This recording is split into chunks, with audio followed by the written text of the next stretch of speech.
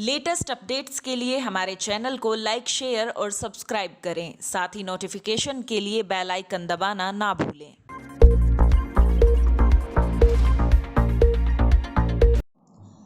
Corona संकट के चलते देश में लागू लॉकडाउन के 40 दिन बाद शराब की दुकानें खोली गईं।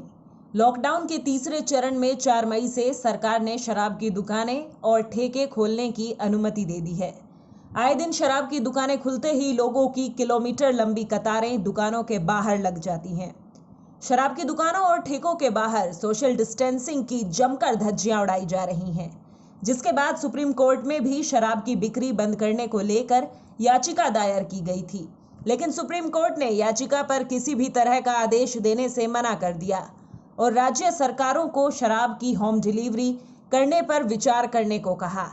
इसी बीच शिवसेना के सांसद संजय राउत ने देश में शराब की बिक्री पर छूट देने के ऊपर सवाल उठाए हैं।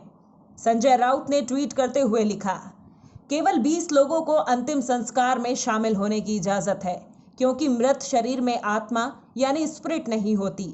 लेकिन शराब की दुकानों पर हजारों लोग इकट्ठे हो सकते हैं, क्योंकि दुकानों में स्पिरिट यानी अल्कोहल होता है।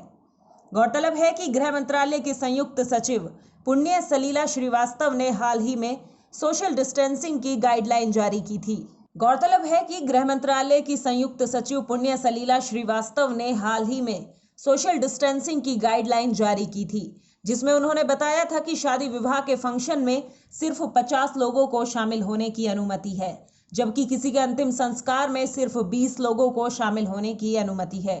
बता दें कि 4 मई को केंद्र सरकार ने शराब की दुकानें खोलने का फैसला लिया था, जिसके बाद महाराष्ट्र में भी शराब की दुकानें खोल दी गई थी, लेकिन दुकानों और ठेकों के बाहर लोगों की लंबी लाइन और सोशल डिस्टेंसिंग की उड़ती धज्जियां देखकर महाराष्ट्र की ठाकरे सरकार ने राज्य में शराब की बिक्री पर छूट का फैसला वापस ले लिया था।